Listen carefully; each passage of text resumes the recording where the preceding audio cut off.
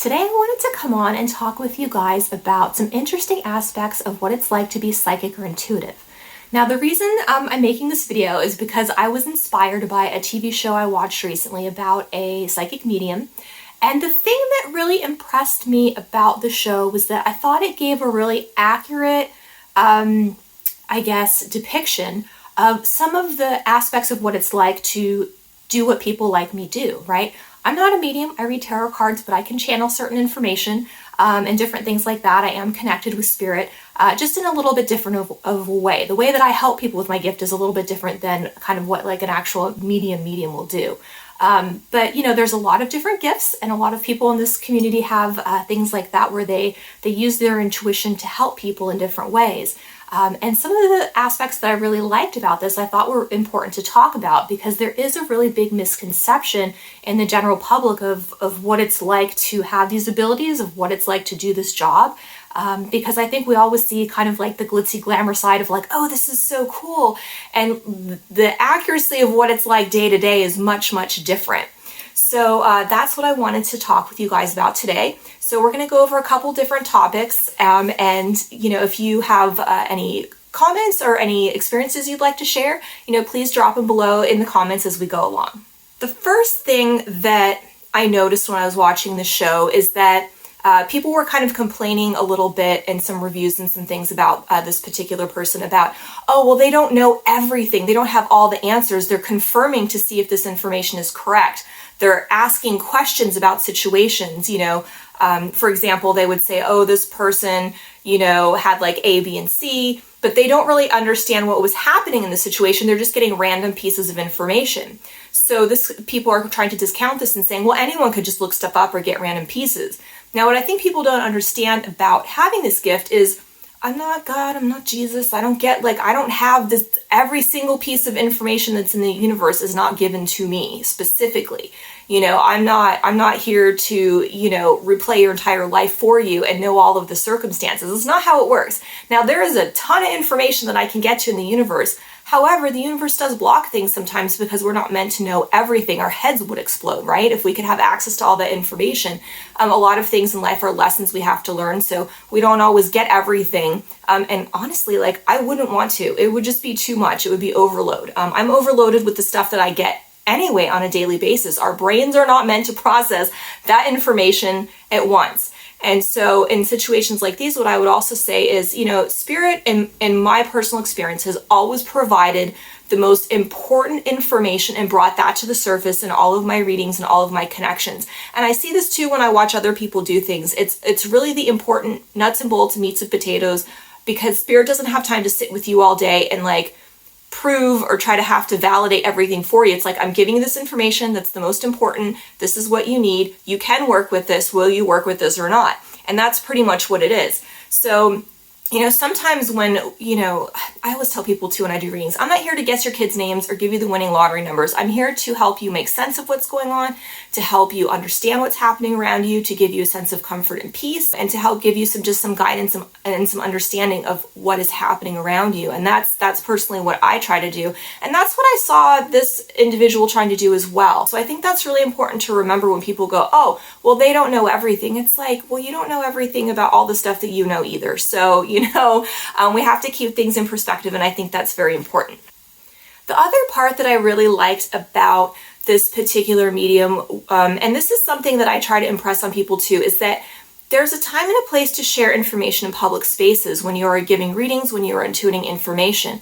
I've seen stuff in classes before where I have taught or been co-teaching or just been participating in, and people are sharing deep personal information with somebody in front of a group of people where everyone can hear. And the information is very sensitive to the individual that's receiving it. Now, for this particular situation that I did see it on, one of them was he was working on a particular police case.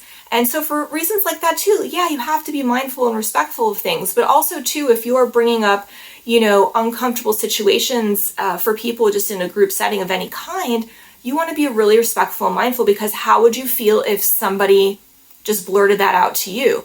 Now, I think when you are in the group participating, it doesn't hit you as hard because it's not a piece of your information. You're not directly affected, but you could very much upset somebody. You could very much be poking at something that's very sensitive information for them. And so I think it's really important when you receive information from spirit, and it's not just a one-on-one situation, that you have to be very mindful of what you are sharing in front of other people. The other thing I will say too, even if it is a one-on-one situation, I do think you still have to be careful about how you approach and how you say things.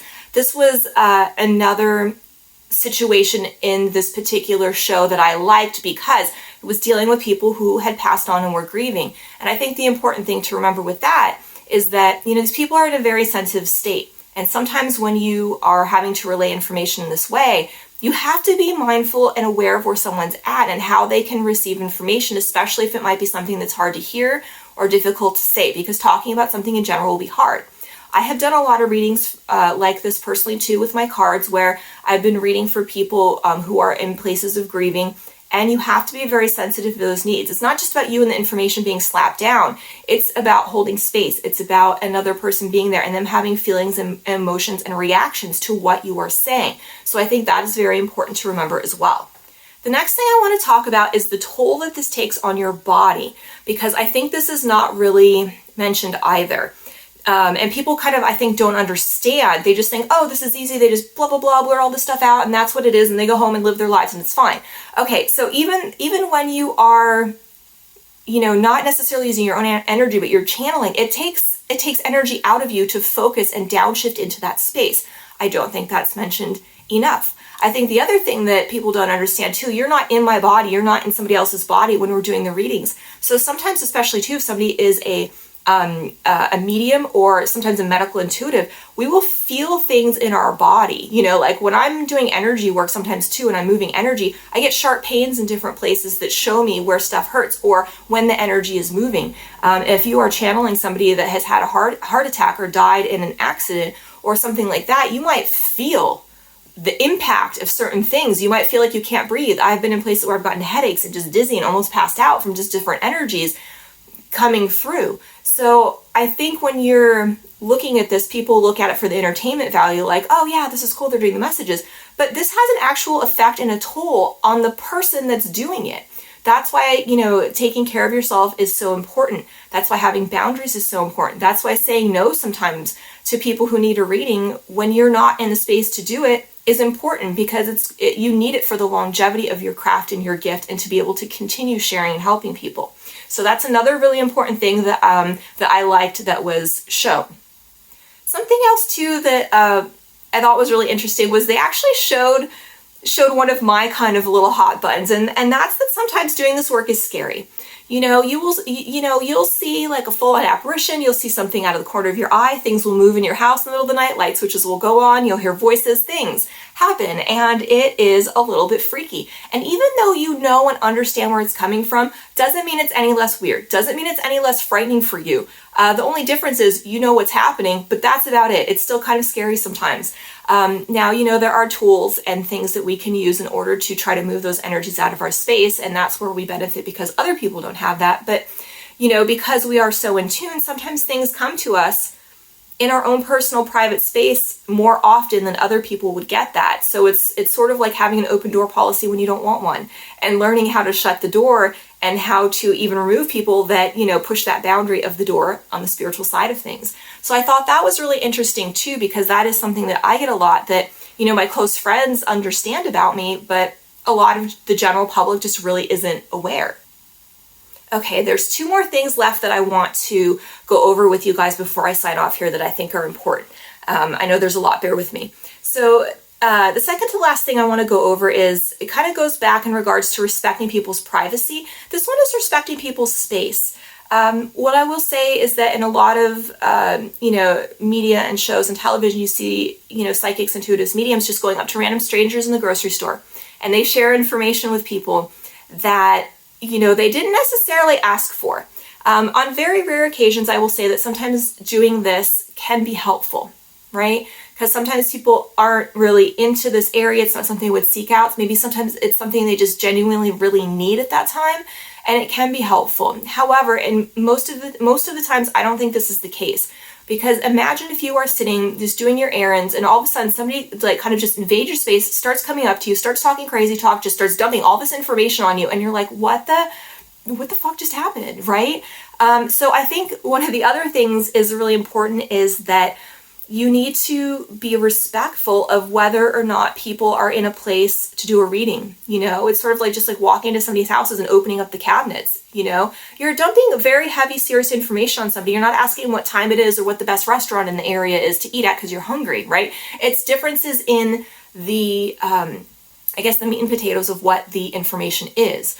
So I think it's important to be mindful of that. There were a couple instances in the show where they did show this particular person being mindful. One time, this individual showed up to do a group reading at a place, and there was somebody there that he knew and was connecting and talking with, and things were coming through, and she seemed kind of surprised. And this individual just stopped and was like, is it okay for me to do, are you ready for this? Because if you're not, it's okay. And I think that that was a really awesome just way to handle that, and that person being very mindful of the other person's reactions and the space that they were in, because I don't think that that's just information you can randomly drop on people.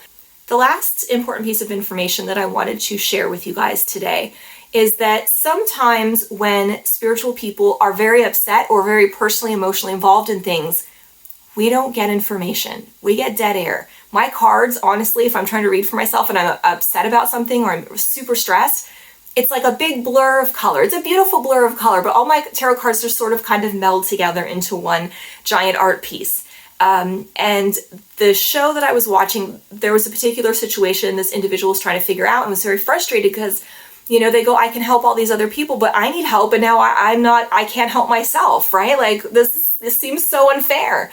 And the reason for that is because Spirit has lessons and things that we need to learn, right? If we know everything, why are we here? There's no point, there's no purpose.